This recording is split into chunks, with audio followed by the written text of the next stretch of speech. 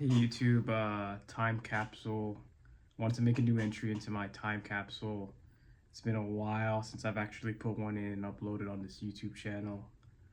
Um, but I just wanted to talk about One Piece chapter 1033. 1133, excuse me. Um, I'll try to make it as like spoil free as I possibly can, right? But I can't guarantee that necessarily. Um, just give you some context as to the perspective I'm reading this like chapter from, right? So, I am a an individual in healthcare. I'm a healthcare professional, right? Um, and I work a lot. I work a ton. When you're in this field, like it's easy to kind of dissociate from kind of the situations because they're hard. Um, and even me, I think a lot of my emphasis is on the kind of the physical toll that this like kind of profession can take. But I think this chapter, and then now it's gonna get spoilers now. Seeing Robin run into to meet with Saul again, right? And then like the corresponding like flashbacks on top of it, right? Showing Robin's like backstory and seeing what happened with Saul, right, and everything that happened after her home and everything got destroyed, right? As like she was an 8-year old like child demon, right? People were chasing her around, saying that they can't sleep with her being around. The government needs to get her, right? Um, just brutal stuff, right?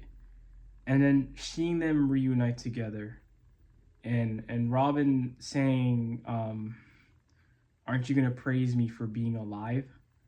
to him after 22 years.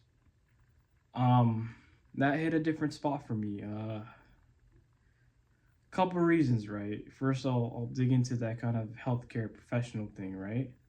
You know, uh, you know, in the hospital, you see a lot of like these kind of heavily institutionalized individuals that like don't really have like a will to move forward, and it's almost like the system is keeping them alive, right?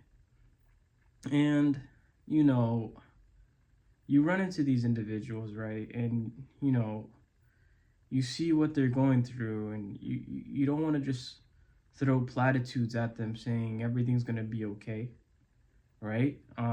Because then some of them make sure to let you know that you don't know what they're going through, right? So it could kind of just backfire on you, right? So you kind of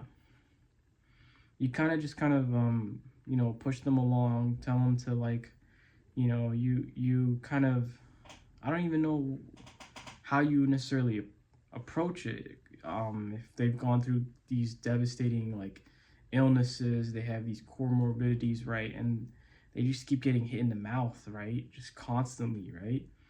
Every once in a while, you'll see a resilient like patient that's full of optimism, and that's where you'll get your little bit of a dopamine fix as a clinician, right? But a lot of the time, you're just getting beat up, and that's not something I typically think about when I like come home, right? I just kind of come home, I shower, right? And then work is at work, and then home is home, right?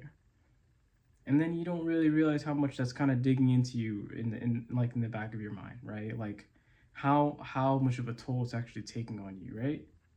And then you read Robin's you hear Robin say that, right? You see them embrace, right?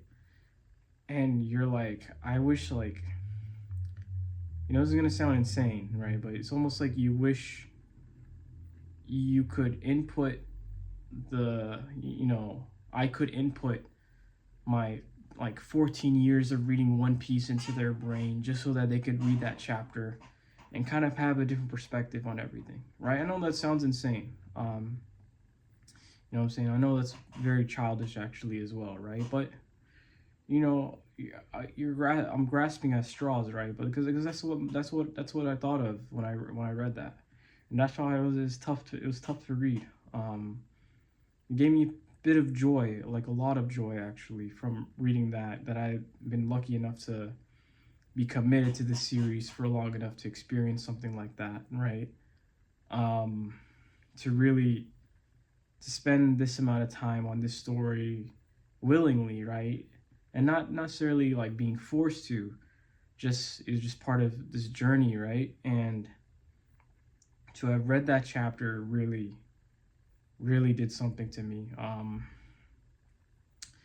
I just have to be a little bit more cognizant of what's going on inside now, um, from now on, and like understand that, you know, I don't know. I think I'm not gonna put it on the onus on like just all of us to kind of just like um be better at kind of displaying this kind of hope that Oda's doing. Um, you know, there's certain things only the storytelling medium can do, right?